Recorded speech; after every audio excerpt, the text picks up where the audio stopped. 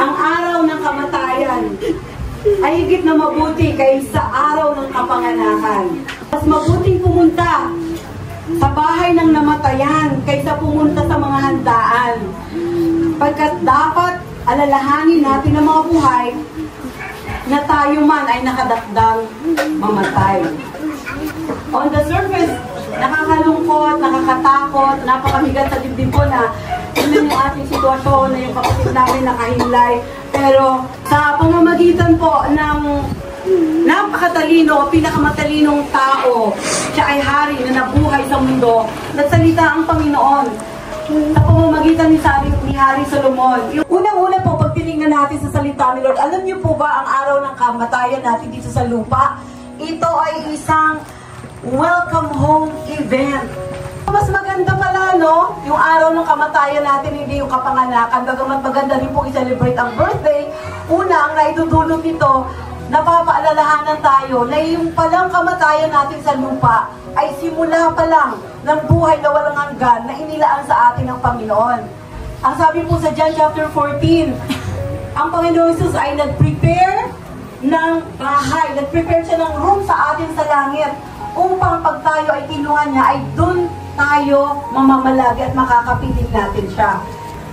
Ang kamatayan natin, kung nananampalataya tayo sa Panginoon, ito po ay malungkot dito sa lupa, pero ang totoo, napakasaya po ito sa langit dahil maraming mga anghel ang nagre-rejoice, sabi ng Bible, upang sumalubong sa isang anak ng Diyos na sumakabilang buhay na.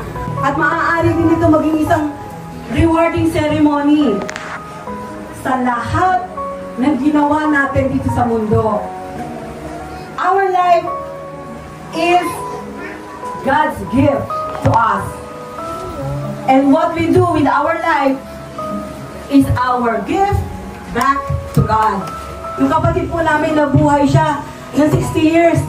Salamat sa Panginoon, ayaw pang manatin, pero yung 60 years na yun, ipinahiram siya ng Panginoon. Nagkaroon kami ng mga pamangkin na napakababait, yung aming hipag, tapos nagkaroon na rin sila ng isang apo, at ang buong pamilya po, nagpapasalamat kami na ibinigay, ipinahiram ng Lord sa atin, Tigong Pepe, para po makasama natin siya. Sabi po ng James chapter 4 verse 14, tayo ay para lang isang hamog o para lang isang usok na lumilitaw ngayon, pagkatapos ito ay mawawala na. Di po ba napakatotoo? What men do with the short life that we have, sinasayang. Yun yung malungkot. We waste our lives sa mga bagay na hindi makabuluhan, sa mga bagay na walang eternal value. Some people spend it. Tanong natin sa ating sarili, ako ba ay nabubuhay ngayon ayon sa plano ng Panginoon sa akin? At kung hindi po, ito po yung pagkakataon na mag-pray tayo sa Panginoon. Lord, gusto ko pong magamit yung buhay ko, hindi dun sa una, na sinayang ito, ng walang kabuluhan. Only God really knows, di po ba? Kung hanggang saan po ang buhay natin. So, let's choose not to waste our life. And secondly, let's choose to spend our life sa mga makabuluhang bagay. The best thing that we can do sa ating buhay is to invest it. Yung buhay po natin, napakahalaga ito sa Panginoon. How do we invest our life in the Lord? Ginagamit natin yung ating buhay sa kapakanan ng ibang tao. Ginagamit natin yung ibang buhay para meron tayong matulungan. At higit sa lahat, ginagamit at ini-invest natin yung ating buhay, yung ating lakas, yung ating talent, lahat ng kakayanan natin for the purpose and the kingdom of God. Sabi nga, only our investment in heaven will bear eternal dividends. Kasi dito po lahat ng pinaghirapan natin, mawawala lahat yan, masusunog lahat yan. So, ang pinakamagandang investment po, yung hindi natin maiiwan dito sa lupa. Lahat ng ginawa natin para sa Panginoon, dala-dala po natin yon hanggang sa kabilang buhay. Heavenly Father, muli po ay nagpapasalamat kami, Panginoon, sa lahat, Panginoon, ng inalaw mo na mangyari, Panginoon, sa mga pagkakataon na ito, Panginoon. Muli, Panginoon, nagkukontes kami sa aming bibig, Panginoon, na nagtitiwala kami, Panginoon, sa iyong timetable para sa aming kapatid, Pagpapasalamat kami dahil Puno-puno ka ng pag-ibig sa amin. Salamat po. Ipinahirap mo siya sa amin, Panginoon, kahit sa parang maiksi pa yung para sa amin. Pero Lord, puno-puno ng pagpapala, katapatan at masasayang mga alaala, Panginoon. Kaya pinahirap mo siya sa amin. At kagabing ito, Panginoon, inihiling ko lahat ng mga nakarinig ng mensahe na ito, Panginoon. Magkaroon kami ng bagong lakas, Lord God. Magkaroon kami ng bagong pag-asa, Panginoon. Magkaroon kami ng bagong pananaw, Panginoon. We are even welcoming death sa aming buhay. Dahil hindi pala ito nakakatakot sa iyong harapan, Panginoon. Hindi pala ito nakakatakot sa iyong mga pangako, Lord God. Lord, pawilin po ninyo yung aming mga lungkot na hindi na namin makakasama yung aming kapatid, Panginoon. Ang presensya mo, Lord, ang magbigay sa amin ng joy and comfort that we need, Lord God.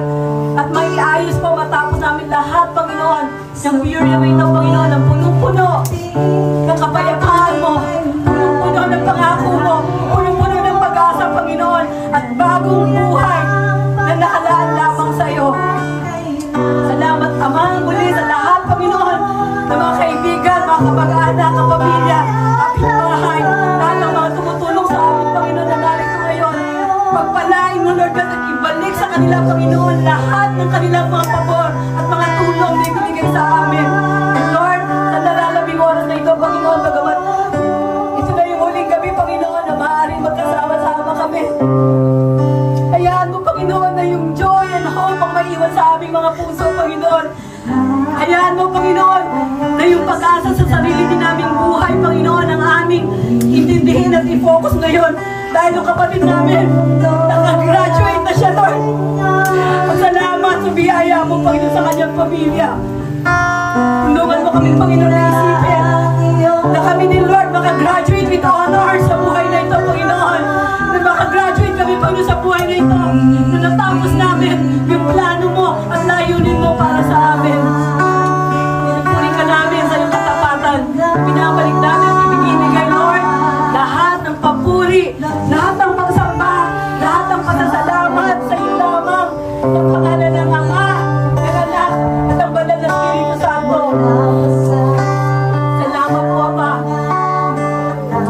Ikaw lamang ang dapat pasalamatan at pumigil. Muli po. Oh, glory and honor belongs to you alone, Father God.